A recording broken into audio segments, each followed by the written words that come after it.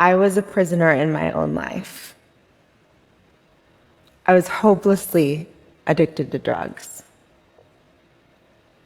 Every morning, I would get up, go buy drugs, and then spend the rest of the day using, barely conscious, until I passed out again at the end of the night. I spent months at a time like that. I don't have a lot of memories from that time, but one thing I do remember very clearly is this incredible sense of awe and resentment I felt just watching normal people do normal things. I would see somebody meeting a friend for lunch, and it would seem inconceivable to me that anybody could be that free, that they could just decide what to do with an afternoon.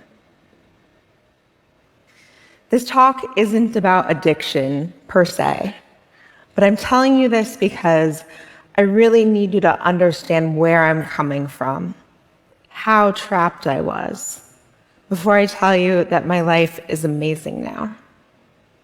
I'm clean, first and foremost.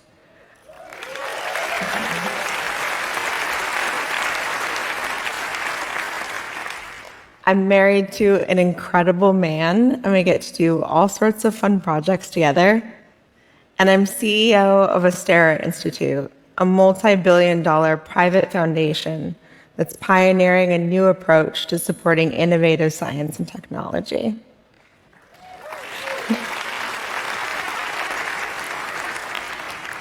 What I do want to talk about today is how I got from point A to point B. What changed? It's not that I got smarter or that I started trying harder. I think what changed was even more fundamental. It was developing a sense of personal agency, which I think about as the capacity to both see and act on all of the degrees of freedom we actually have. It's about being able to find the hidden doors in the walls of life. I want to argue that when it comes to living a satisfying and meaningful life, agency is actually much more important than the things we usually think about as critical to success, like intelligence and hard work, both of which are next to useless if misapplied, and which are becoming less and less important as we increasingly outsource them to machines. I saw a quote recently from Gary Tan, the CEO of Y Combinator, that I really liked. He said, "Intelligence is on tap now, so agency is even more important." For all of the freedom that addiction took from me, I think it actually gave me an unnatural advantage when it came to cultivating agency. And that's because while agency has many mothers, one of them is certainly desperation. Addicts call this the gift of desperation, actually. The willingness to do whatever it takes to change your life. To embarrass yourself by standing up in front of a room full of strangers and say, "My name is Cate and I'm a drug addict." Or to lock yourself away for months. Or to take medications that will put you in the ER if you drink. By the time I went to rehab, I definitely had the gift of desperation. I'd lost my job, most of my friends. For a time, I'd basically lost the ability to walk. And so when I left, I walked into a halfway house and a complete mess of a life. But in a way, I think that was actually good. Because I felt like I had nothing left to lose. And that made me fearless and hungry. I started saying yes to everything, every connection someone was willing to make, in hopes it might lead to something that would help me get back on my feet. I remember just going for volume. It didn't matter if I could tell how something would benefit me. That's how I ended up meeting most of the people I've worked with in the last 4 years. Losing my sense of pride also helped me learn really fast. I had brain damage, which meant that I didn't always understand things, and I couldn't pretend that I did either. So I got good at saying, I don't understand what you just said. Can you explain it to me? In situations where before I might have just nodded along. Side note, people love to explain things. It's a total win-win.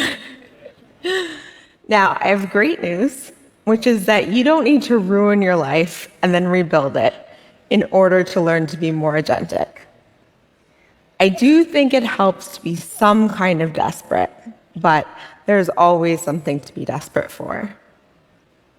I felt that during COVID, as friends and I watched low-income countries struggle with vaccinations because they lacked adequate cold chain storage. So we created a company that created a shelf-stable vaccine, and we let that desperation drive us into clinical trials in under 6 months, faster than any startup in history.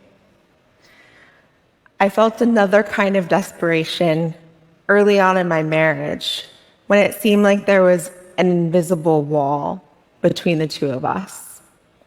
So, in desperation, I learned how to resolve the emotional barriers that made it difficult for me to connect with people. I don't think agency is innate, but I do think most people learn it through sheer luck.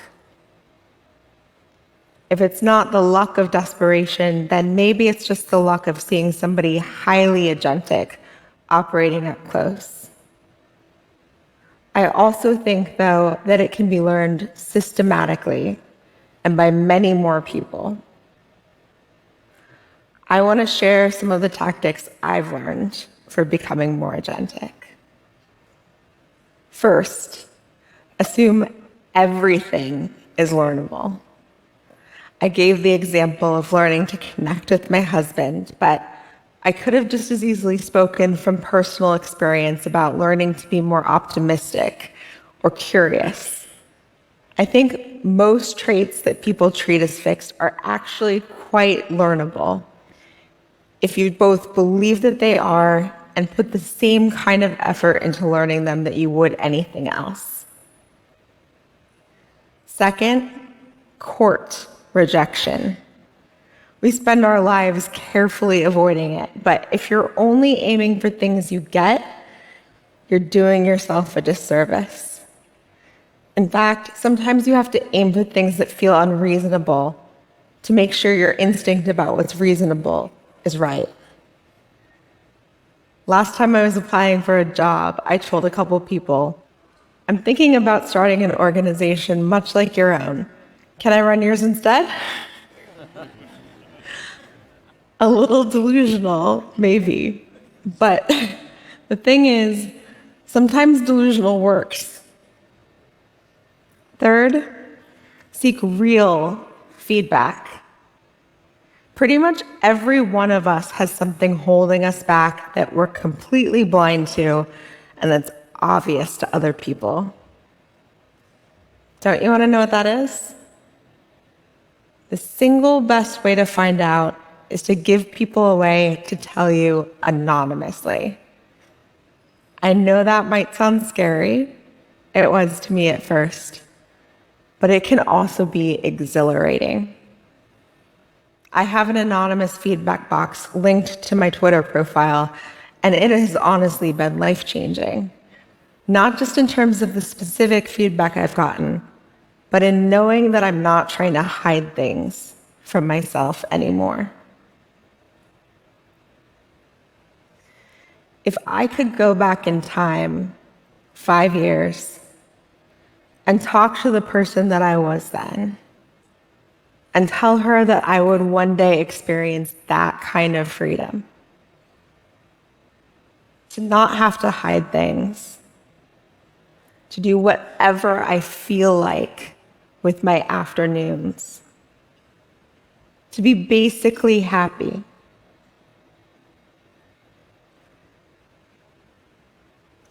I would not have believed it.